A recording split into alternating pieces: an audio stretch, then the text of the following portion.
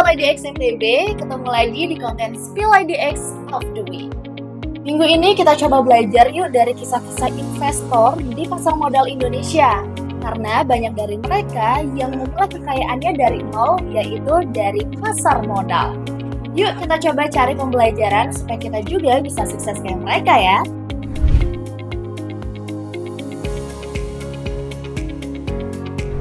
Yang pertama adalah Warren Buffett. Kira-kira siapa sih Warren Buffett ini? Kok setiap ngomongin soal saham selalu identik dengan beliau ya? Nah, jadi Pak Warren Buffett ini sudah mulai investasi sejak umur 11 tahun loh Sobat IDX NTB. Beliau juga punya kepemilikan yang cukup besar, yaitu perusahaan-perusahaan terkenal di dunia seperti Apple, Chevron, Coca-Cola, dan berbagai perusahaan terkenal lainnya. Dari investasinya, beliau bisa mendapatkan dividen hingga 30 triliun rupiah loh setiap tahunnya. Dan itu belum termasuk capital gain-nya. Keren banget ya Sobat IDX NTB.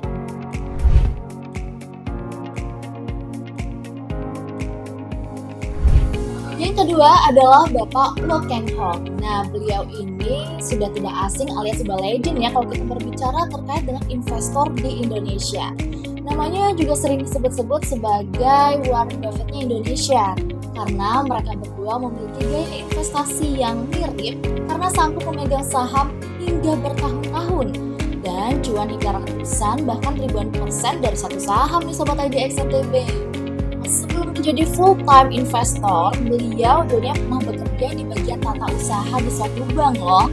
Dan beliau juga pernah bilang kalau harta karun terbesar ada di pasar modal.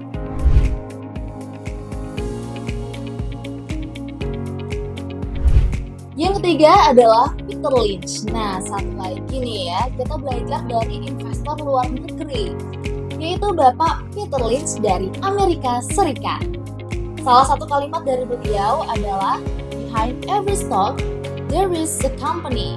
Yang dapat kita artikan bahwa saham bukan hanya sekedar kode A, B, atau C, namun ada perusahaan di baliknya. Nah, perusahaan inilah yang perlu kita lakukan riset dan pelajari. Karena bagi beliau dalam berinvestasi, sebaiknya kita membeli sesuatu yang memang kita ketahui.